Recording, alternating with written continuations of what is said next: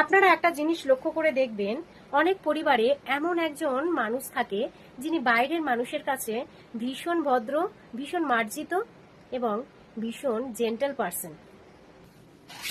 অফিসে সবাই ওনাকে সম্মান করে, বন্ধুদের সাথে দারুণ ব্যবহার, আত্মীয় স্বজনের সাথে হাসি মুখে কথা, বাইরে তার ইমেজ একেবারেই নিখুঁত। কিন্তু বাড়ি ঢোকার সাথে সাথে মানুষটাই যেন পাল্টে যায়।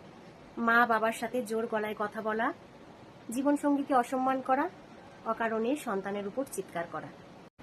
পরিবারের সাথে এমন ব্যবহার যা বাইরের মানুষের সাথে কখনোই করবে না, কারণ তারা জানে বাইরের মানুষ চলে যেতে পারে কিন্তু পরিবারের মানুষগুলো থেকে যাবে।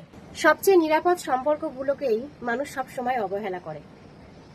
বাইরে আমরা নিজেদের ইমেজ বাঁচাতে এতটাই ব্যস্ত হয়ে পড়ি যে ঘরের মানুষের অনুভূতিগুলোকে গুরুত্ব দিতেই ভুলে যাই। একটা কথা মনে রাখবেন, আপনার ভদ্রতা যদি শুধু বাইরের মানুষের জন্য হয় আর বাড়ির মানুষের ভাগ্যে শুধু রাগ, অসম্মান, ক্লান্তি জোটে, তাহলে এটা আপনার ভালো চরিত্র নয়, এটা ভালো ইমেজ।